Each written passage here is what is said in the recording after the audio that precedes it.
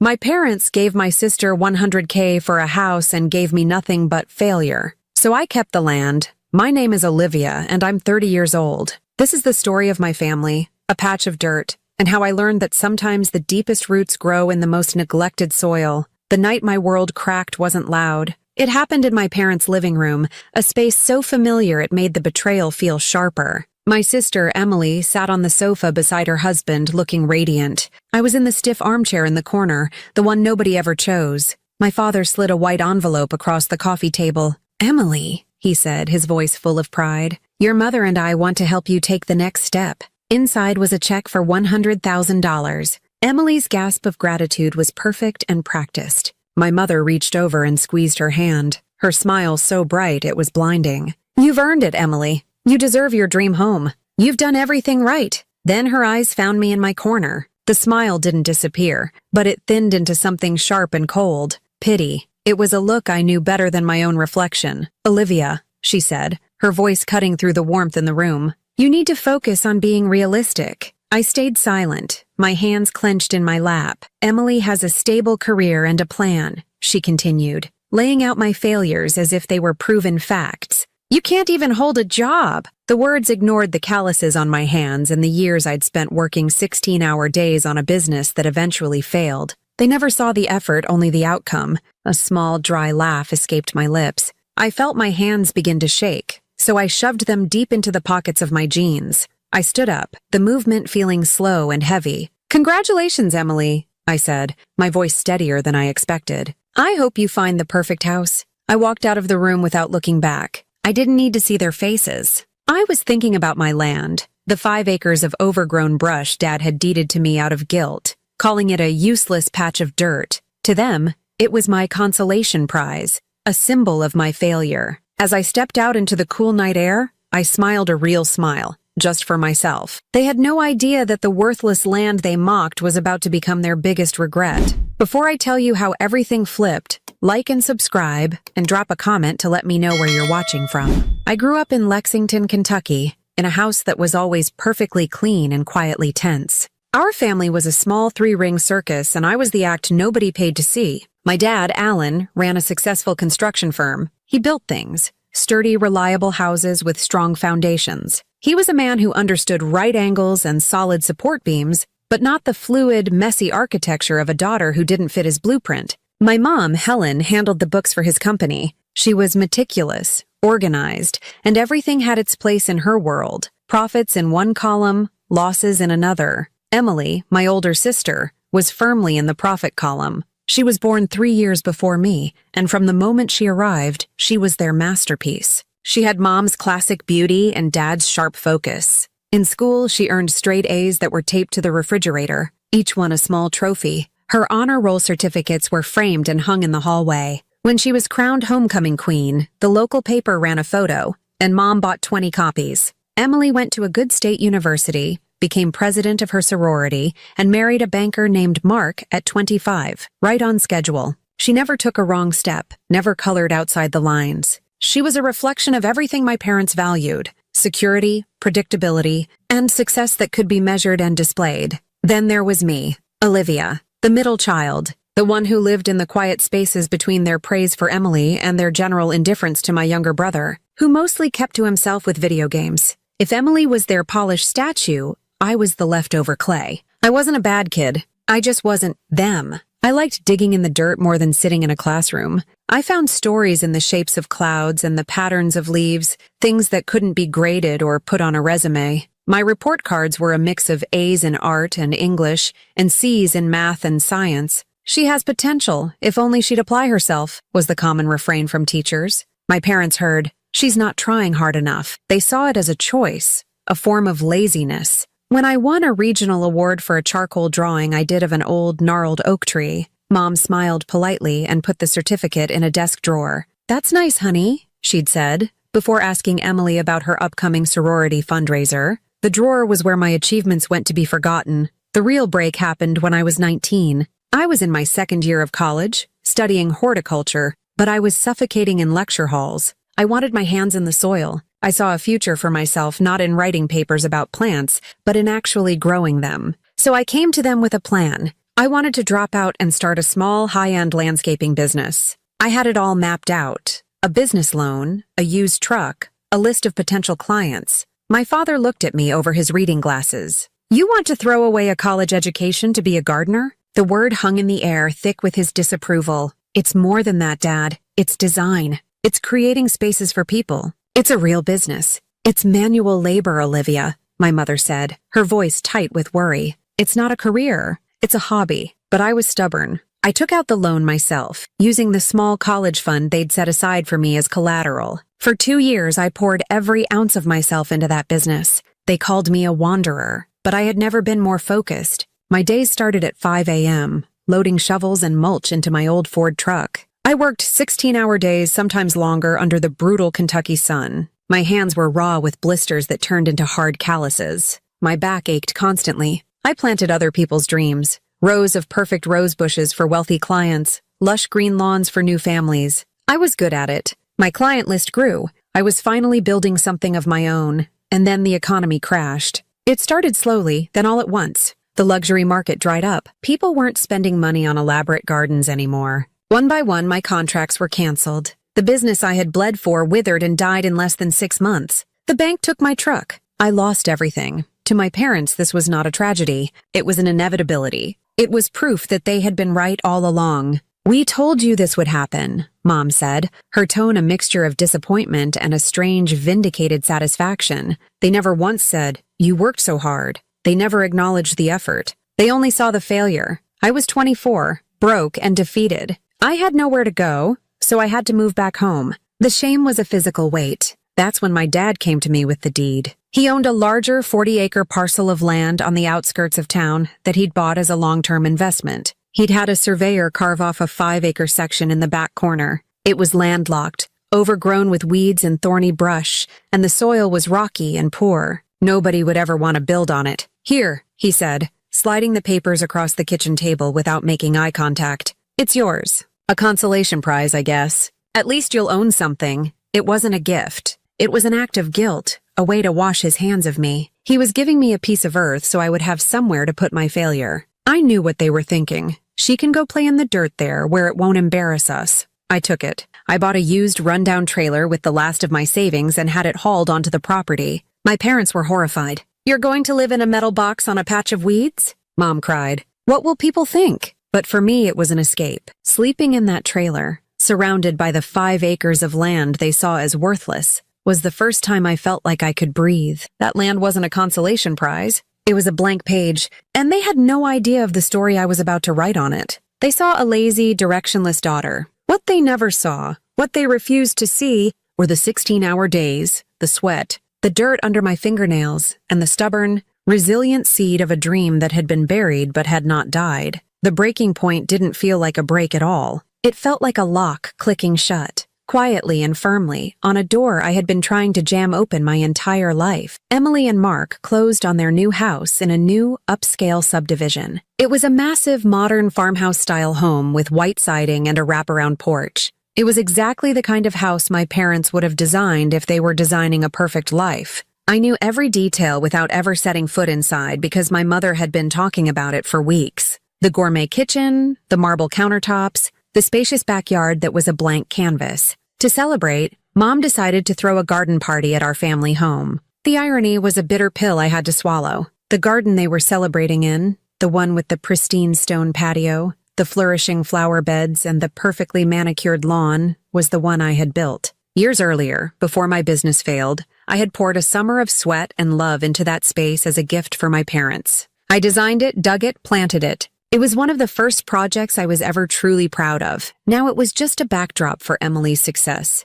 I heard about the party indirectly, through a Facebook post my aunt shared. It was a photo of the printed invitations, elegant and floral. "Celebrating Emily and Mark's new home," it read. My name wasn't on the guest list. I wasn't even told about it. A part of me, the weak part that still craved their approval, wanted to believe it was just an oversight, a mistake. So I decided to go. Not to crash the party, but to extend an olive branch, to show them I wasn't bitter. I spent the morning at a local nursery, not my own, not yet, and picked out the perfect gift, a Japanese maple sapling. It was a beautiful, delicate tree, one that would grow strong and provide shade for years to come. It was a piece of me, a piece of the work I loved, and I thought maybe, just maybe, they would see the sentiment behind it. That afternoon, I drove to my childhood home. Cars lined the street, luxury sedans and SUVs belonging to my parents' friends and Emily's new wealthy circle. I could hear the faint sound of string music and polite laughter drifting over the fence.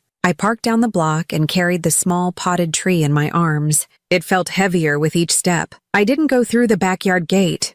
I walked up the front steps and rang the doorbell, feeling like a stranger. My mother answered, a glass of white wine in her hand. She was wearing a beautiful floral dress and looked radiant, flushed with the success of the party. When she saw me, her smile faltered for just a second. Surprise flickered in her eyes, followed by something else. Annoyance. "Olivia," she said, her voice a low, urgent whisper. She stepped halfway onto the porch, partially blocking the doorway as if to prevent me from coming inside. "What are you doing here?" "I just wanted to drop this off for Emily," I said, holding up the sapling, a housewarming gift. Her eyes darted back and forth between me and the tree, then over my shoulder to the street, as if she was afraid someone might see me standing there. The sound of laughter erupted from the backyard, and a woman's voice called out, "Helen, we need you for the toast." Mom's face tightened. She looked at me, at my dusty work boots and my plain jeans. I hadn't thought to dress up. I was coming from my own land, from a morning spent pulling weeds. I was me, and I wasn't party ready. "Oh, honey," she whispered, leaning in closer. Her voice was syrupy with false sympathy. "I'm so sorry, I should have called you.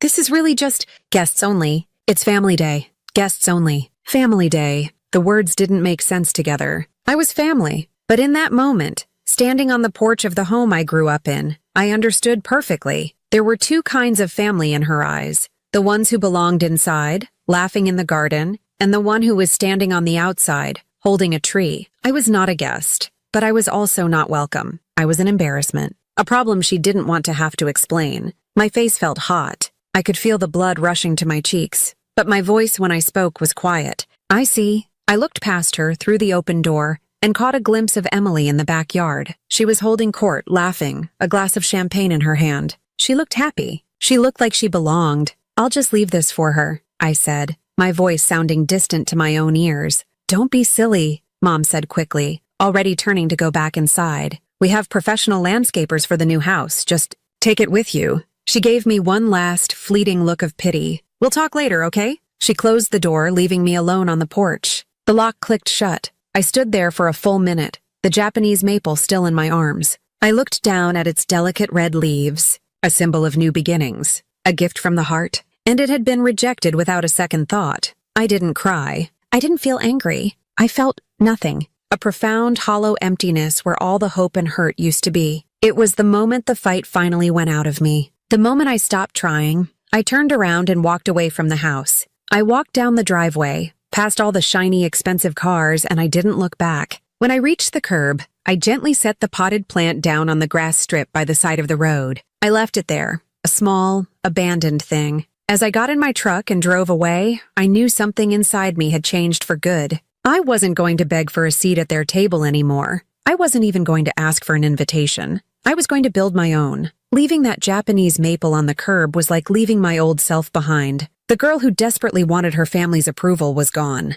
In her place was a woman with 5 acres of weeds and a cold, hard resolve. The drive back to my land wasn't filled with tears. It was filled with a quiet, humming energy. The pity in my mother's eyes had lit a fire in me. The very next day, I moved onto my land permanently. It wasn't much of a move. I just stopped pretending my trailer was a temporary solution. This forgotten field behind a long gravel road was my home now. I stood in the middle of it that morning, the sun just starting to rise, and took it all in. The tangled briars, the stubborn rocks, the patches of clay soil. Most people would see a wasteland. My parents saw a failure. I saw a foundation. I started with 0. Less than 0, actually. I had debt from my last business and barely enough money in my account to buy groceries for the month. So I did the only thing I could. I sold my old truck. It hurt. That truck had been my partner in my first business, the one symbol of my failed dream. Watching the new owner drive it away felt like a final goodbye to the girl I used to be, but the cash I got from it was a lifeline. It wasn't much, but it was enough to begin. I didn't buy a new vehicle. I bought tools, a heavy-duty brush cutter, a sturdy wheelbarrow, shovels, rakes, and a pickaxe for the rocky soil. My new life was going to be built by hand. For the first few months, my world shrank to the size of those 5 acres. My days were governed by the sun. I was up before dawn, my hands wrapped in thick leather gloves, and I worked until my muscles screamed and the sky turned purple. I started in one corner and began to clear the brush. It was brutal physical work. Thorns tore at my clothes and my skin. I unearthed rocks the size of watermelons, using nothing but a shovel and leverage to pry them out of the earth. My back was a constant dull ache. My hands were a mess of blisters and cuts. Some evenings, I would sit on the steps of my trailer, too tired to even cook, and look at the small patch of cleared land. It was a pathetic sight, a tiny square of brown in a sea of green and gray brush. But it was mine. Every inch of it was earned with my own sweat. Neighbors, the few that lived down the long country road, would sometimes stop by. They'd lean against their pickup trucks, a polite curiosity on their faces. "What are you fixing to do with all this, little lady?" one older farmer asked me, his eyes scanning the chaos of my property. "I'm opening a nursery," I told him, my voice steady despite my exhaustion, "for native plants. Things that are meant to grow here." He'd nod slowly, a smile playing on his lips. It was a kind smile, but it was filled with doubt. "Well, good luck to you," he'd say before driving off. Nobody believed me. To them, I was just some girl living in a trailer, playing in the dirt. Their skepticism was like gasoline on the fire inside me. I'd turn back to my work with a renewed determination. "I'll show you. I'll show all of you." The first year was about clearing. The second year was about building. With the land cleared, I took the last of my money and invested in the bones of my new business. I bought the materials for a small greenhouse, just a simple frame and plastic sheeting. I assembled it myself, following the instructions like a sacred text. When I finished, I stood inside the humid, sun-warmed space, and it felt like a cathedral. I laid out irrigation lines, a network of black tubing that snaked across the cleared ground, promising water and life. I started small. I focused on native Kentucky plants, wild bergamot, purple coneflower, blue mistflower, plants that were resilient, that belonged in this soil, that could thrive in the harsh conditions. I gathered seeds, propagated cuttings, and nurtured tiny seedlings in my greenhouse. My first customers weren't wealthy homeowners. They were local landscapers who were starting to get requests for more sustainable, low-maintenance gardens. I sold them my plants from a fold-out table at the end of my gravel driveway. My prices were low, but my plants were strong and healthy. The first landscaper who bought from me, a guy named Dave, came back a week later. "Those coneflowers you sold me were the best I've ever seen," he said. "What else you got?" Word started to spread. By the end of year 2, I had contracts with 3 local landscaping companies. I had to build a second, larger greenhouse to keep up with demand.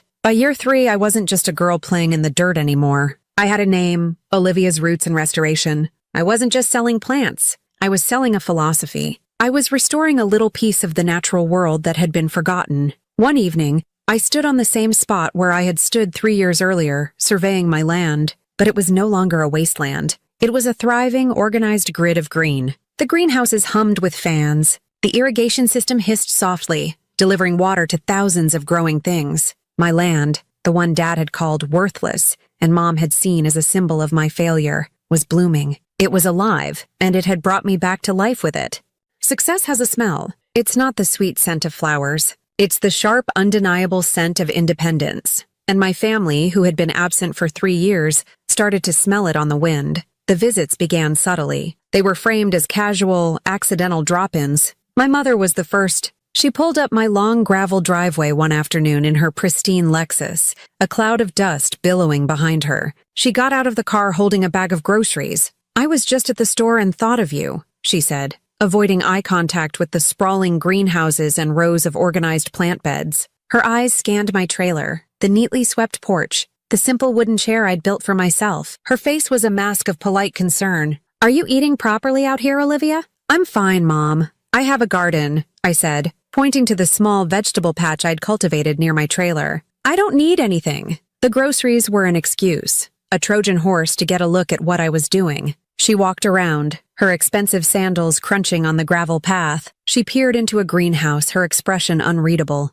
"It's a lot of work," she finally said, as if that were a new revelation. She didn't compliment it. She didn't condemn it. She just observed it, like a scientist studying a strange new specimen. She left after 10 minutes, the bag of groceries sitting untouched on my porch. My father's visit was even more telling. He didn't come onto the property. I just saw his truck driving slowly down the main road one Saturday, and then again the next. He was curious about the project, as he later told my aunt. He was a builder. He understood scale, labor, and profit. He couldn't ignore the fact that the useless patch of dirt now had structures, irrigation, and a steady stream of commercial trucks coming and going. He was assessing it, calculating its value, and I knew the numbers weren't adding up to the failure he had written me off as. He never stopped, never waved. He just watched from a distance. Then came Emily. Her visit was the most transparent of all. She drove up one sunny afternoon, dressed in an expensive athletic outfit, looking like she'd just come from a yoga class. She had a bright artificial smile plastered on her face. "Liv, oh my gosh, look at this place!" she gushed, her eyes wide with feigned astonishment. "It's incredible. You've done so much." I just nodded, wiping dirt from my hands onto my jeans. "It keeps me busy." She walked beside me as I inspected a row of black-eyed Susans. Her voice was sugary sweet, the same tone she used when she wanted something as a child. "You're doing so well, Liv. We're all so proud of you." I stopped and looked at her. "We're all so proud of you." The words felt hollow, a cheap currency she was trying to use to buy her way back in. They hadn't been proud when I was clearing rocks by hand. They weren't proud when I was living on canned beans in my trailer. Their pride was a recent development, one that coincided directly with my success. "Mark and I were talking," she continued, getting to the real reason for her visit. "Our backyard is just so boring, and the landscapers we've talked to are so uninspired. We were thinking, who better to help us than my talented sister? Maybe you can help us redesign our yard?" It was a test, a way to see if I was still the old Olivia, the one who would drop everything for a crumb of their approval. She was offering me a chance to finally work on her perfect house, to be let into the world I had been shut out of. I looked at her clean fingernails, and her effortless smile. I thought about the garden party. I thought about the Japanese maple left on the curb. "I'm sorry, Emily," I said, my voice calm and even. "I can't." Her smile twitched. "Oh, well, we'd pay you, of course. Whatever your rate is." "It's not about the money," I said, turning back to my plants. "I'm fully booked with my commercial contracts. I don't have time for residential projects right now." She was silent for a moment. The sugary sweetness in her voice evaporated, replaced by a cold edge of disbelief. She frowned, a deep line forming between her brows, as if I had just broken some unspoken rule. I had been offered a chance to be useful to her, and I had turned it down. The power dynamic had shifted and she didn't like it. "Oh," she said, her voice flat. "Well, that's a shame." She didn't stay much longer. As she drove away, I understood something with perfect clarity. They hadn't come to reconnect. They hadn't come for love, or to apologize, or to admit they were wrong. They came because I had built something on my own terms, something that they couldn't control. My success was a mystery to them, and they were drawn to it, not to celebrate it, but to see how it could benefit them. Their sudden visits weren't about family. They were about reclaiming territory. But this land was mine, and it was no longer up for negotiation. 2 months after my family's sudden, unwelcome reappearance in my life, I got a call that shifted the ground beneath my feet more profoundly than any shovel ever could. It was my mother. Her voice was thin and brittle, stripped of its usual manipulative warmth. "Olivia," she said, and there was a tremor in her voice I hadn't heard since I was a child and had fallen out of a tree. "It's your father. He had a stroke this morning. He's gone." I didn't know what to say. "Gone?"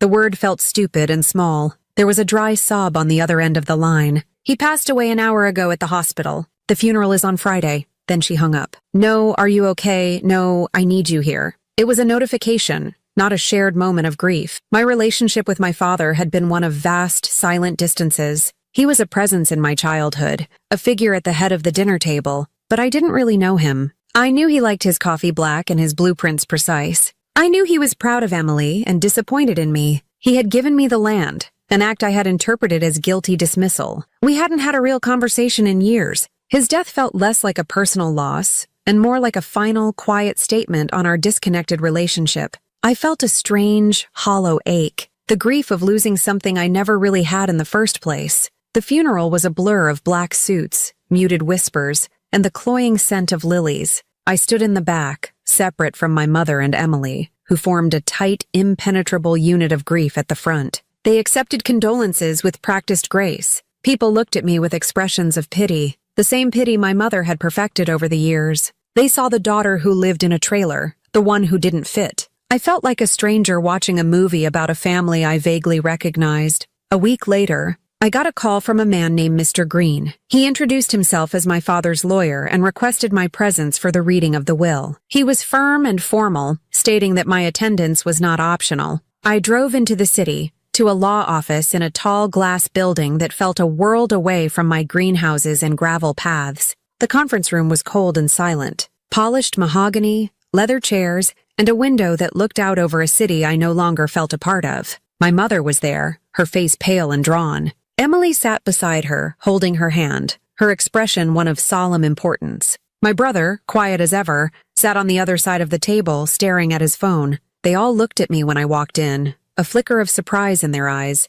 as if they hadn't expected me to actually show up. I took a seat by myself, leaving an empty chair between us. Mr. Green was an older man with kind eyes and a no-nonsense demeanor. He adjusted his glasses and opened a thick file folder. "We are here today to execute the last will and testament of Alan Walker," he began, his voice calm and professional. He went through the preliminary details: assets, accounts, minor bequests to distant relatives. My mother and Emily listened intently, their bodies leaning forward. I just stared out the window, watching the clouds. I expected nothing. My father had given me my consolation prize years ago. I was just there as a formality. "To my son Jacob," Mr. Green read, "I leave the sum of $50,000, to be used as he sees fit." My brother looked up from his phone, a flicker of surprise on his face, before nodding and looking back down. "To my beloved daughter, Emily," he continued, and I could feel my sister straighten in her chair, "I leave the sum of $20,000 along with her mother's jewelry to be inherited upon her mother's passing." A sharp, audible gasp came from Emily. "$20,000?" she whispered, her voice tight with disbelief. She looked at my mother, who looked just as shocked. "That can't be right. Dad's company alone is worth millions." Mr. Green did not look up from the paper. He calmly continued, "The majority of the shares in Walker Construction were transferred into a trust for your mother, Helen, 5 years ago. This will only pertains to Alan's personal assets." Mom relaxed slightly, but Emily was still tense. 20,000 was an insult to her. It was a fraction of what they had given her for her house. The air in the room was thick with her indignation. Then Mr. Green adjusted his glasses again and looked directly at me. "And to my daughter, Olivia." I felt my mother and sister turn their heads to stare at me. I could feel the heat of their gaze. "The will states," the lawyer said, his voice clear and deliberate, "I confirm that the 5-acre parcel of land, designated as Lot 7B, is hers outright, as previously deeded. In addition, I bequeath to her the remainder of the property, designated as Lot 7, consisting of the 35 adjoining acres, including the main residential structure and all outbuildings located therein." Silence. It was a heavy, suffocating silence that pressed in on me from all sides. I tried to process the words. The 35 adjoining acres, the main residential structure, their house. He was giving me the land their house sat on. All of it. 40 acres in total. Emily was the first to break the silence. Her voice was a sharp, strangled cry. "What? That's impossible. That's our home. She doesn't even live in that neighborhood." My mother looked like the air had been punched from her body. Her face, already pale, turned a ghostly white. Her mouth opened, but no words came out. She just stared at Mr. Green, then at me, her eyes wide with a horror that was quickly curdling into rage. Mr. Green held up a hand for silence. He looked at Emily with a patient, unbothered expression. "Your father amended the deed and the will last year. It is all perfectly legal and has been verified." He then looked back down at the page and continued reading, his voice filling the stunned silence. "He included a personal note to be read at this time." The lawyer cleared his throat. He said, and I quote, he paused, and in that moment the entire world seemed to hold its breath. Emily was given every advantage, and she used them well. But Olivia was given nothing but a patch of dirt, and she built something from nothing. "She'll know what to do with this." The words landed in the center of the room like a stone dropped into a still pond. She built something from nothing. It was the validation I had craved my entire life. It was the acknowledgement of the 16-hour days, the blisters, the sweat, the struggle, and it had come from the one person I never thought would see it. It was a posthumous whisper of pride from a man who had been silent for so long. I looked at my mother and sister. Their shock had now fully morphed into incandescent fury. Emily was shaking her head, whispering, "No, no, no." My mother's eyes were locked on me, and the look in them was terrifying. It was the look of someone whose entire world, whose entire sense of order and justice had just been set on fire. I didn't feel triumphant. I didn't feel happy. I felt a deep seismic shift inside me. My father, in his final act, had done more than just give me land. He had given me the one thing my mother and sister had always withheld: acknowledgement. He had seen me, and in doing so, he had handed me all the power. The worthless daughter, the forgotten one, now owned the ground beneath their feet. The days following the will reading were unnervingly quiet. It was the silence before a storm. I went back to my nursery, to the familiar rhythm of watering seedlings and managing orders. The earth beneath my feet felt different, more solid. It was all mine now. The weight and wonder of it were overwhelming. I'd walk the perimeter of my original 5 acres and stare out at the rolling hills and stands of trees that now belonged to me. I could see the roof of my childhood home in the distance, a place that was now, impossibly, my property. I avoided their calls for 3 days. I needed the silence to let my father's final words sink in. She built something from nothing. It was a shield, a foundation, a quiet truth I could stand on when the inevitable storm hit, and it hit on the 4th day. My phone rang and it was my mother. I almost let it go to voicemail, but I knew I couldn't put it off forever. I answered, my voice a calm, simple, "Hello? Olivia, sweetheart." Her tone was syrup, thick and cloying and completely fake. It was the voice she used when she wanted something, a weaponized sweetness that always set my teeth on edge. "I'm so glad I reached you. I've been so worried." "I'm fine, Mom," I said, keeping my voice even. Good, she said, a little too quickly. "Listen, honey, about the will. Your father. He wasn't himself at the end. Confused. This whole thing is just a terrible, terrible mistake." I stayed silent. I let her talk, knowing that if I gave her nothing, she would reveal everything. "You know, sweetheart," she cooed, "you don't need all that property. It's such a burden. All those taxes, the upkeep on the house. It's too much for a single girl like you to handle. We could take care of it for you. We could manage it, keep it in the family, the way your father would have wanted, the way your father would have wanted." The lie was so blatant, so disrespectful to the very words he had left behind, that I almost laughed. She was trying to erase his final act,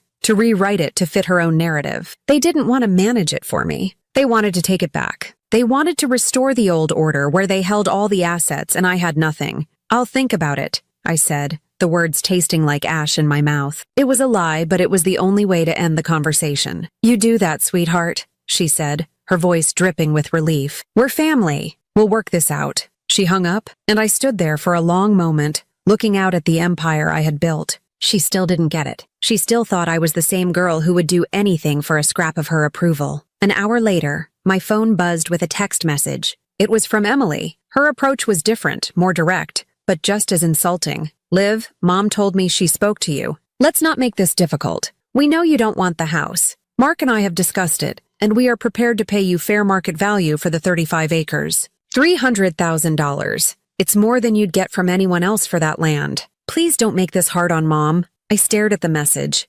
$300,000 for 35 acres of prime Kentucky land and a 4,000 square foot custom-built home. It wasn't a fair offer. It was a joke. It was what they thought I was worth. They thought I was so stupid, so desperate for cash, that I would leap at the first number they threw at me. Please don't make this hard on Mom. The classic manipulation, positioning me as the aggressor, the troublemaker, for simply existing and holding what was rightfully mine. I didn't respond. I put my phone on silent and went to work. I spent the rest of the day repotting oak saplings, my hands deep in the rich, dark soil. The physical labor grounded me. With every tree I settled into a new pot, I felt my resolve harden. They saw land and money. They saw assets to be controlled. They didn't see what my father had seen. They didn't see the years of work, the vision. They didn't see me. That evening, I sat down at my small kitchen table with the thick packet of documents Mr. Green had given me. I decided to read through every single page of the will and the property deeds myself. I wanted to understand everything,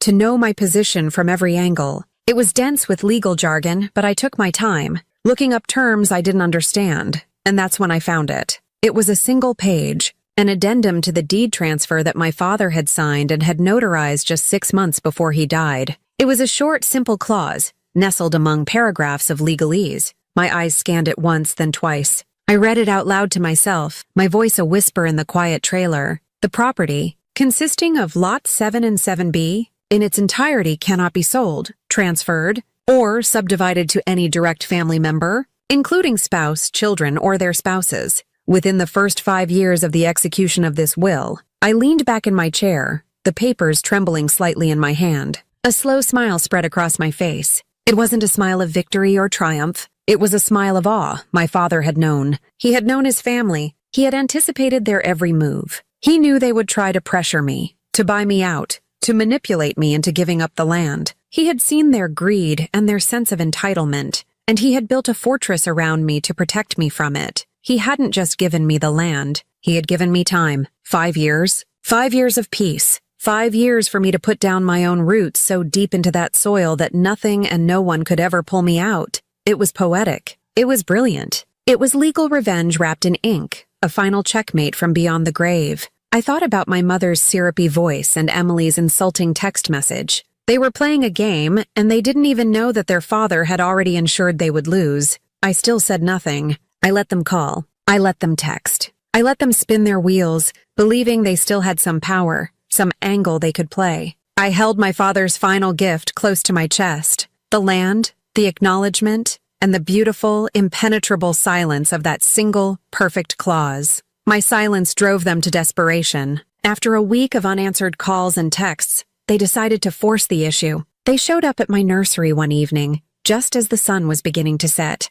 The golden light was casting long shadows across the rows of plants, and the air was filled with the peaceful, earthy smell of damp soil and blooming flowers. It was my favorite time of day, a time of quiet satisfaction. Their arrival shattered it completely. My mother's Lexus came crunching down the gravel driveway far too fast, spitting rocks. Emily's SUV followed right behind. They got out of their cars at the same time, their movements sharp and angry. They hadn't come to talk. They had come for a fight. They marched toward my largest greenhouse, where I was finishing up my watering for the day. I saw them coming and took a deep breath, setting down the watering wand. I stood my ground, right there in the doorway of the structure I had built with my own hands. This was my territory. They were the intruders here.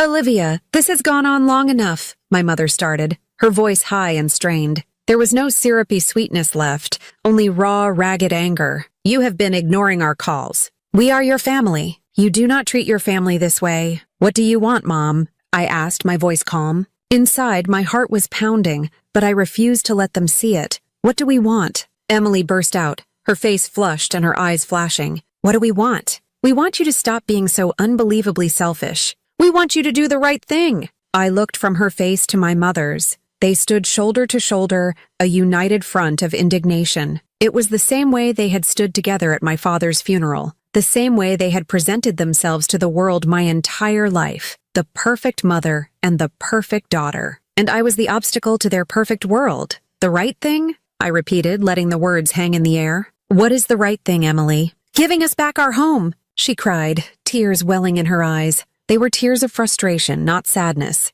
"Dad made a mistake. He was sick, he wasn't thinking clearly. He would never have wanted this. He would never have wanted his wife to be kicked out of her own house." "No one is kicking anyone out," I said simply. "Don't play games with us, Olivia," my mother snapped, pointing a trembling finger at me. "We know what this is. This is your pathetic little revenge because you were always jealous of your sister." The accusation was so old, so tired, that it had lost all its power to wound me. I used to believe it myself, that the ache inside me was jealousy. But I knew now it had never been about what Emily had. It was about what I had been denied: respect, support, a place to belong. "You think I'm jealous?" I asked, a genuine curiosity in my voice. "Of what?" "Of everything," Emily shot back. "My career, my husband, my life. A life you could never have because you were too busy playing in the dirt." I looked around me. I looked at the thousands of healthy, thriving plants that stretched out in neat rows under the soft evening light. I looked at the sturdy greenhouses, the complex irrigation system,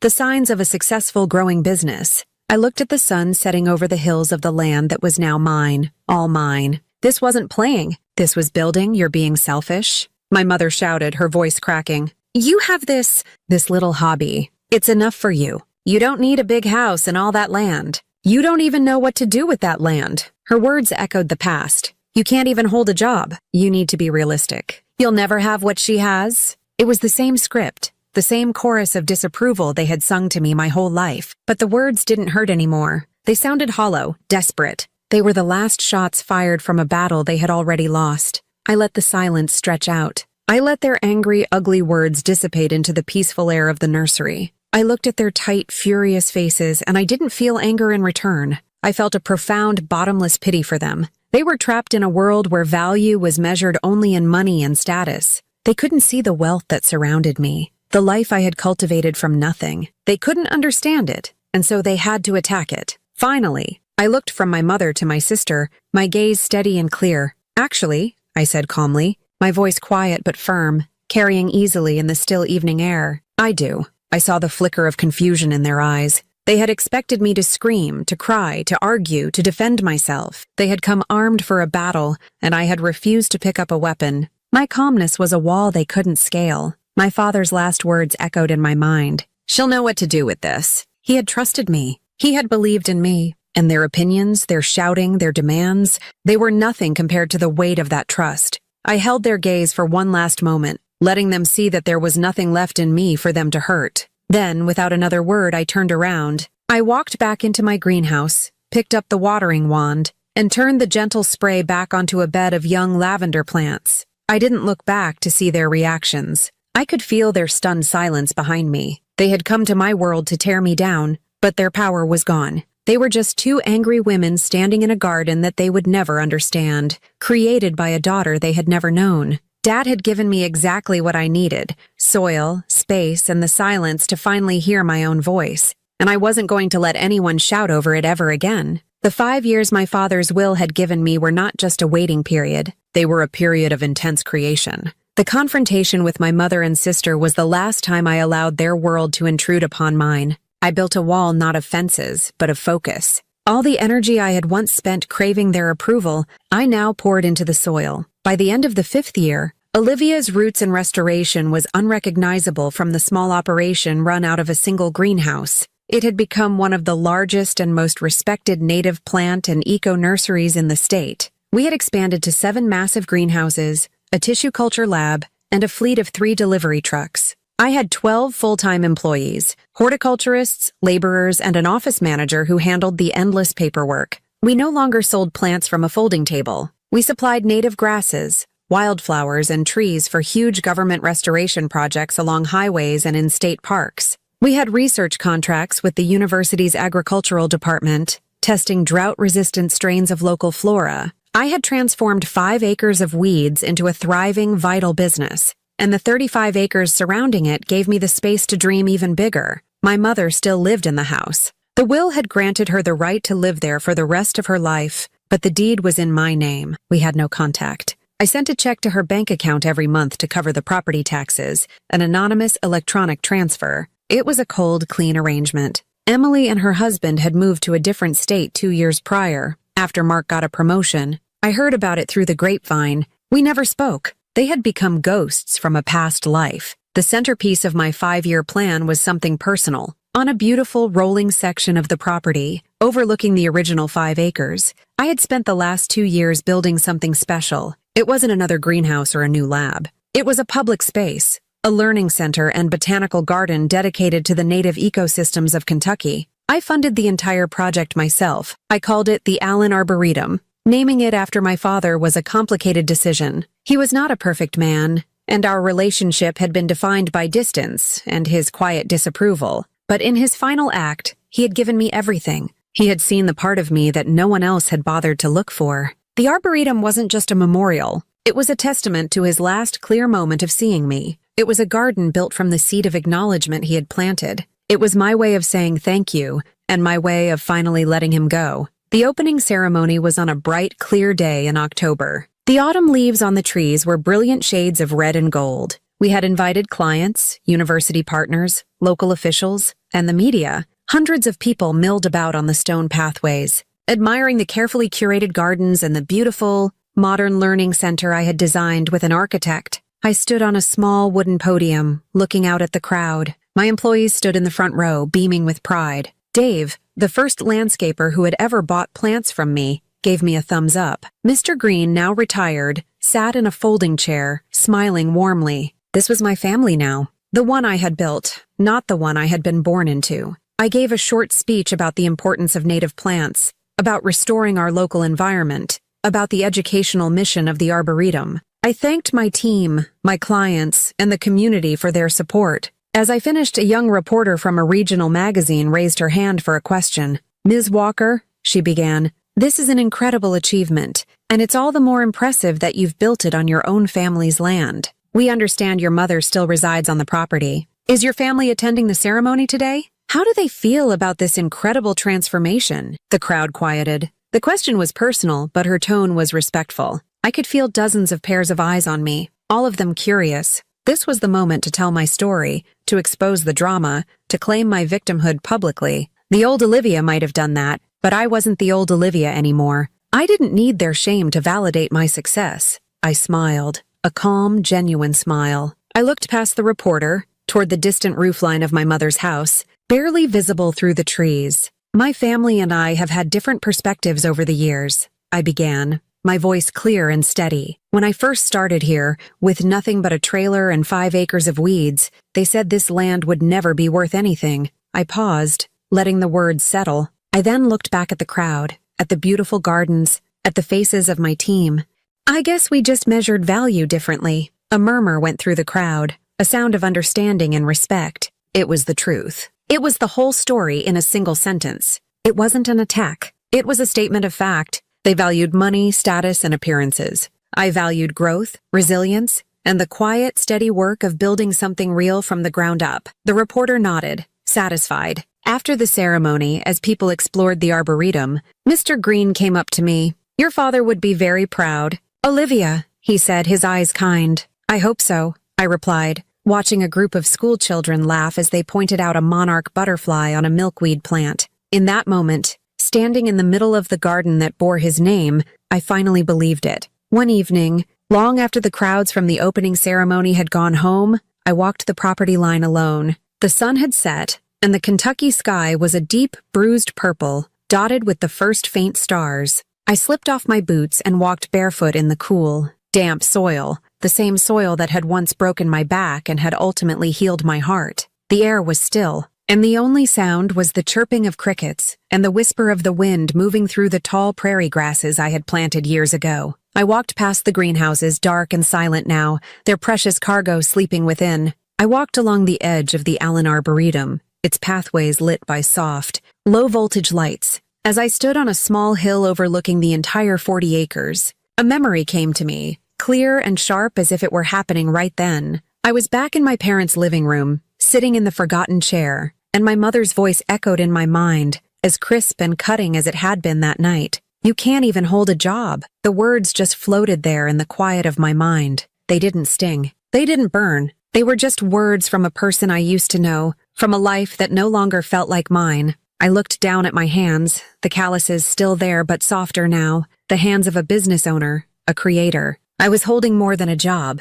I was holding a legacy. The wind moved through the leaves of the oak trees I'd planted as saplings, and they rustled with a sound like a gentle sigh. For the first time standing there, I realized I didn't feel a single ounce of anger towards my mother or my sister. The fiery need for revenge, the ache of betrayal, it had all been composted, turned into the rich soil of the life I now lived. I didn't need them to see me, to approve of me, or to apologize. Their validation was no longer the nutrient I needed to grow. I felt peace, a deep, quiet, unshakable peace that came from the earth itself. Because sometimes the best revenge isn't about fighting back or taking back what was stolen from you. It's not about making others feel the pain they made you feel. It's about letting the earth grow over the wound. It's about tending to your own garden so diligently that the scars become part of the landscape, hidden beneath a riot of wildflowers. It's about building a life so beautiful and so strong that the voices of the past are nothing more than the rustling of dead leaves.